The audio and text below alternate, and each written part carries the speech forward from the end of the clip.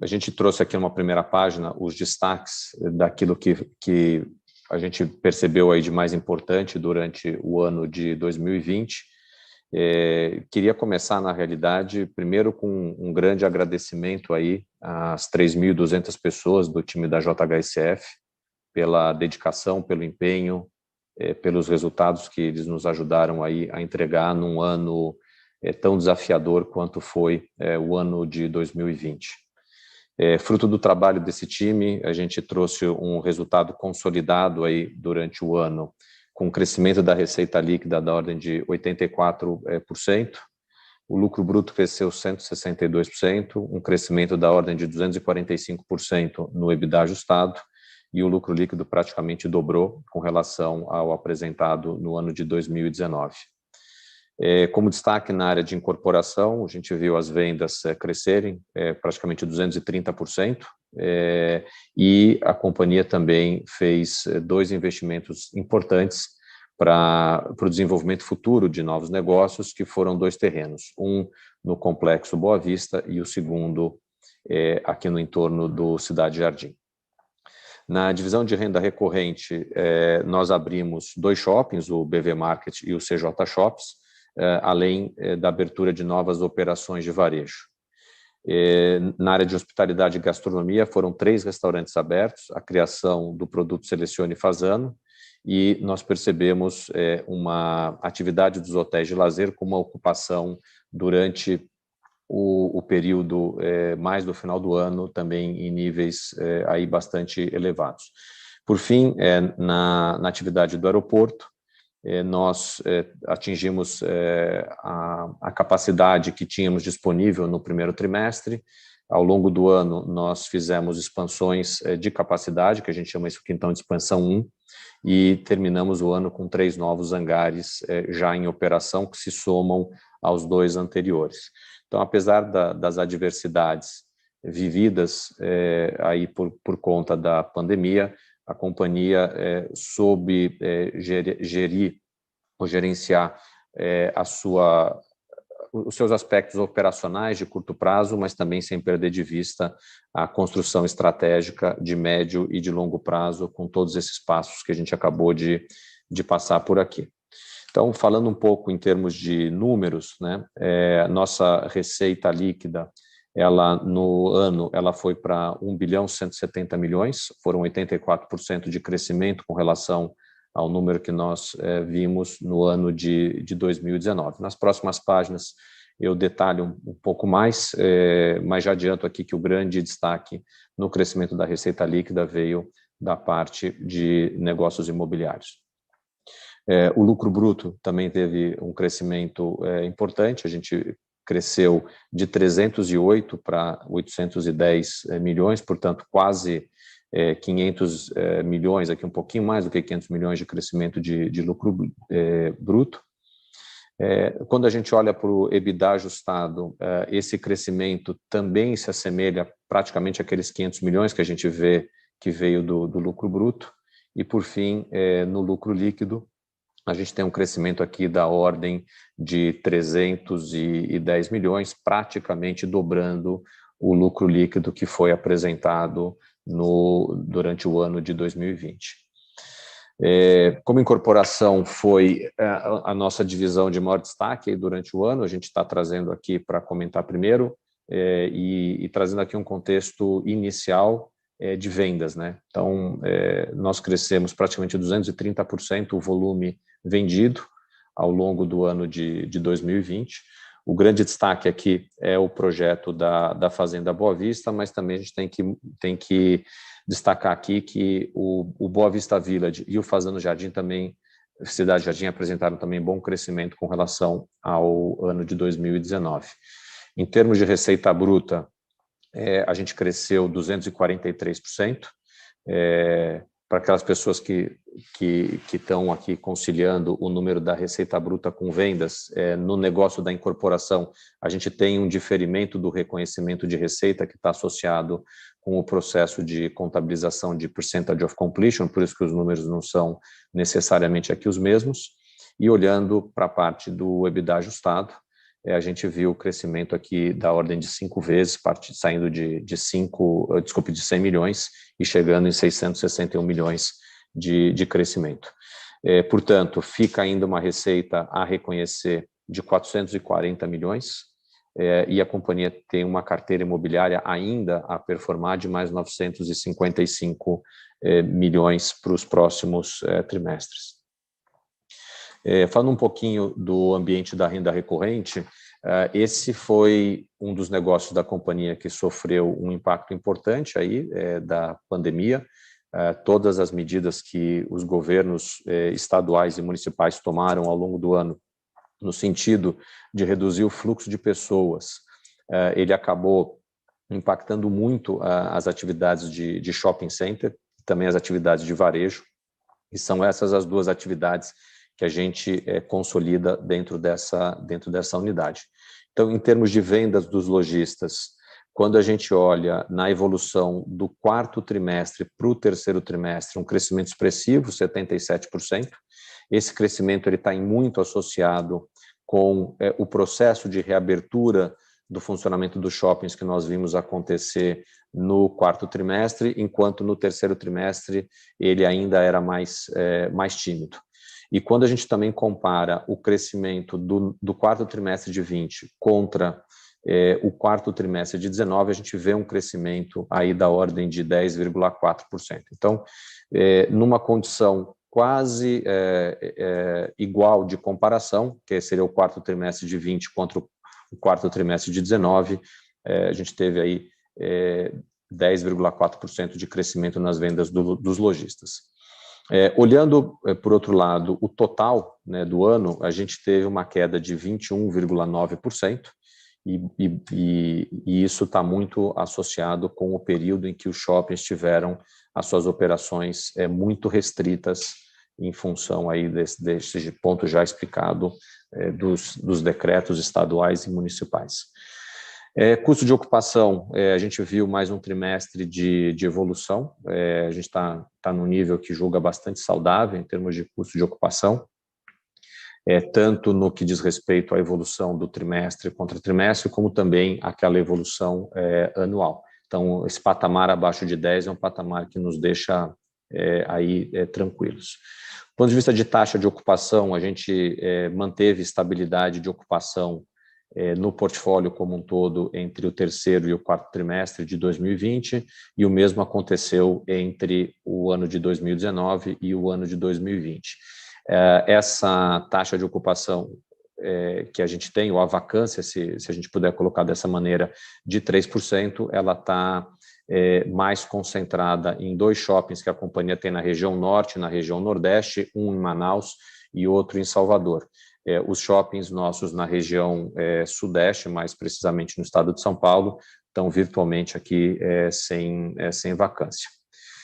Destacar também rápido aqui alguns indicadores operacionais dos shoppings, né? O same-store sales, o same-area sales, todos os indicadores S no quarto trimestre com relação ao terceiro trimestre vieram positivos, ainda que no ano, por conta do que aconteceu principalmente no segundo e no terceiro trimestre, eles são negativos com relação ao ano de 2019.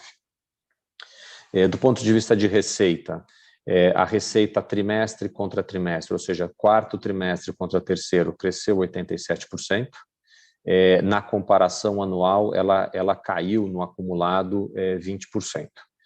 Em termos de lucro bruto, a mesma coisa que a gente está vendo sempre na comparação do trimestre, uma melhora expressiva, ainda que no que diz respeito ao comparativo anual, tem um impacto que dá para a gente perceber tanto no lucro bruto quanto no EBITDA ajustado do período acumulado. Eu queria destacar, para quem estiver nos acompanhando aqui, que todos os descontos que a companhia concedeu para os lojistas ao longo desse período, ele foi tratado como de forma definitiva. Portanto, não houve nenhum diferimento do efeito desse desconto para ser registrado em trimestres futuros, o que, do nosso ponto de vista, traz análise desse resultado que a gente está apresentando mais factível aí com relação àquilo que é a nossa expectativa com relação à recuperabilidade de efeitos aqui de linearização. Passando aqui para o próximo grupo, a parte de hospitalidade e gastronomia, a gente também vai perceber aqui alguns efeitos que são semelhantes àqueles que a gente já mostrou para shoppings, uma vez que também os restaurantes e os hotéis tiveram impactos aqui, principalmente no segundo e início do terceiro trimestre, com relação à ocupação e a funcionamento, mas no quarto trimestre uma situação já mais próxima de uma normalidade. Então, diária média, a gente viu até um crescimento do quarto trimestre contra o terceiro trimestre e no ano contra ano também um crescimento aí de quase 11%. Na RevPAR, o quarto trimestre contra o terceiro, 23% de crescimento, ainda no ano, praticamente aqui uma estabilidade. Em termos de couvert vendido, no quarto trimestre a gente teve uma expansão importante de quase 100% com relação ao que foi verificado no terceiro trimestre. No ano, uma queda da ordem de 35%. E, por fim, em termos de couvert médio, a gente, ao longo do ano, mexeu um pouquinho na composição dos restaurantes, o que acaba mexendo com a característica de ticket médio. Ainda assim, no comparativo terceiro contra quarto trimestre, uma evolução de quase 17% no couvert médio e no comparativo ano contra ano, uma queda de quase 8%. Eu queria fazer uma pausa aqui só para fazer uma reflexão junto com vocês de que a nossa percepção, estando à frente da operação dos restaurantes, dos hotéis e também dos shopping centers, foi que no momento em que houve uma flexibilização para a volta do fluxo de pessoas, a gente sentiu esse fluxo vir de uma maneira muito forte.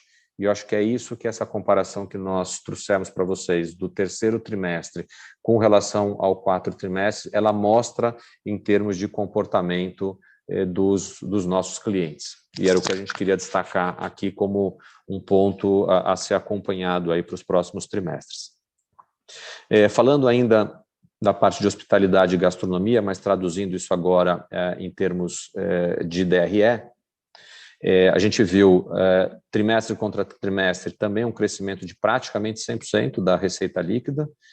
No ano, tem uma perda de quase 37% com relação a 2019. Mais uma vez aqui quero enfatizar, os efeitos do segundo e do terceiro trimestre nesse negócio foram severos, mas com a reabertura das operações a gente conseguiu demonstrar que o negócio em si segue atrativo e a gente recupera fluxo, receita e rentabilidade de uma maneira relativamente rápida aqui. Tá? Na comparação anual, a gente viu a companhia sair nessa divisão de um resultado positivo, um EBITDA ajustado positivo de 27 milhões no ano passado para menos 15 ao longo do ano, sendo que boa parte desse menos 15 ele está no segundo e no terceiro trimestre, uma vez que no primeiro e no quarto trimestre, vou chamar aqui primeiro e quarto trimestre de 20 como mais próximos de um ambiente de normalidade, a gente teve números que foram positivos. Passando para o próximo bloco, aqui o aeroporto. O aeroporto foi inaugurado no quarto trimestre de 19, bem no finalzinho, portanto os números de comparação nem seriam bons, mas a exemplo do que nós fizemos para a parte dos shoppings e também dos restaurantes e dos hotéis, a gente trouxe uma análise aqui evolutiva com relação ao terceiro trimestre. Então, em termos de movimentos, cresceu cerca de 34%, no quarto trimestre contra o terceiro, e no volume de combustível vendido, ou no abastecimento, como a gente chama aqui internamente, ele cresceu pouco mais do que 50%. A destacar que, finalzinho do ano, a ANAC aprovou o início das operações da Expansão 1. Nesse momento, a gente está operando o aeroporto com 55 mil metros quadrados de capacidade de hangaragem e de pátio. Então, a fase que nós estamos no aeroporto nesse momento é de aumentar a utilização dessa capacidade dos 55 mil metros quadrados, e com isso a gente tem aumentado aí progressivamente a quantidade de aeronaves que estão permanentemente angaradas conosco. Em termos de receita líquida, né, 24% praticamente de crescimento tri contra tri, 21% de crescimento de lucro bruto e praticamente 82% de crescimento no EBITDA ajustado. O aeroporto ele tem crescido a sua margem trimestre a trimestre, e acho que esse é um trabalho que a comercialização de mais capacidade dos hangares e dos pátios vão ampliar com o tempo a alavancagem operacional dessa divisão de negócios da companhia. Falar um pouquinho aqui para vocês, uma atualização rápida do desenvolvimento do nosso programa digital. Durante o ano passado, nós lançamos 2 novos aplicativos, que foi o CJ Food, que hoje já tem mais de 20 restaurantes, além do aplicativo Fazano. Na parte mais voltada para fashion, a gente viu o CJ Fashion crescer a quantidade de marcas. Hoje a gente já tem mais de 400 marcas que estão em comercialização. Olhando o quarto trimestre especificamente, crescimento de 190% nas vendas. Se nós olharmos o ano de 20 contra 19, 1.447% de crescimento. Então, claramente, essa aqui é uma área de negócios que tem apresentado bons níveis de crescimento. Ainda a destacar o crescimento de vendas quarto tri contra quarto tri de 420%, e no ano contra ano 2.400%. Acho que as companhias que adotaram modelo omnichannel durante o ano repararam taxas de crescimento bastante expressivas nas suas atividades digitais, e acho que conosco também não foi muito diferente. Por fim, mas não menos importante, a gente olhando os deliveries que o Fazano fez, cresceu 9 vezes no ano contra ano. Então, claramente tem aqui uma tendência das pessoas, tendência, e acho que não só uma tendência, mas foi uma necessidade, né, das pessoas saírem menos de casa, mas ainda assim quererem receber uma boa gastronomia em casa. E, por fim, o JHSF Real Estate Sales, a gente cresceu 4 vezes a quantidade de usuários ao longo do ano. Acho que a gente tem ainda algumas novidades aí para trazer em breve com relação à sequência aqui do nosso desenvolvimento digital, mas entendíamos que era importante fazer essa atualização durante esse call de resultados. Por fim, acho que ESG é um tema que hoje está na agenda de qualquer companhia, conosco aqui não é diferente. A gente está organizando uma série de ações internas e algumas até de natureza interna, e queria dividir com vocês. Primeiro, do ponto de vista de atenção ao meio ambiente, a companhia tem feito já há décadas, isso não é um trabalho de ontem, não, uma série de ações de preservação ambiental e de replantio de árvores. Nós trouxemos aqui dois exemplos, que na parte da Fazenda Boa Vista, tanto preservação de matas nativas, como também de replantio de árvores. São praticamente 3 milhões de metros quadrados, onde tem uma ação ambiental clara, e a gente nota uma evolução também bastante expressiva no que diz respeito à fauna. Então, fauna e flora aqui se recuperando fruto dessa ação ambiental nossa. O Parque Catarina, que é onde a gente tem o aeroporto, onde fica o Catarina Fashion Outlet, a gente também tem um parque ali com aproximadamente 2 milhões de metros quadrados, é uma área de preservação ambiental, e assim seguirá daqui para frente. Do ponto de vista de manejo de resíduos, a gente tem os resíduos das obras, eles são separados e são descartados e quando possível, reciclados de maneira correta, e a gente trabalha isso aqui também numa ação que ela é híbrido de ambiental com social, que é próximo a cooperativas de reciclagem. Acho que a frente social, que é a próxima, durante o ano, a gente deu bastante destaque aqui do que vinha fazendo, né, em ações de apoio a instituições filantrópicas. A gente tem uma parceria de muitos anos com o GRAAC, também com a Abrace e com a comunidade do Jardim Panorama. São 3 entidades que a gente acompanha de perto aí o trabalho que fazem e valoriza muito aquilo que eles levam em termos de benefício para a comunidade. Eu acho que tanto a companhia quanto diversas pessoas que trabalham aqui conosco são, inclusive, diretamente engajadas aí também nessas atividades. Por força do Covid, a gente também fez várias doações aí ao longo do ano, doações essas, em alguns casos, de materiais, ou seja, equipamento, cestas básicas, remédios, equipamentos de proteção individual, mas também fizemos doações em recursos, em dinheiro, para algumas instituições que estavam precisando de apoio. Temos dentro da companhia um programa de inclusão e de criar pluralidade, que é o Mais Diversidade. Em termos de representação feminina, a gente tem 54% da força de trabalho que está na nossa holding hoje representada por mulheres, e na nossa diretoria estatutária são 40% de representação feminina.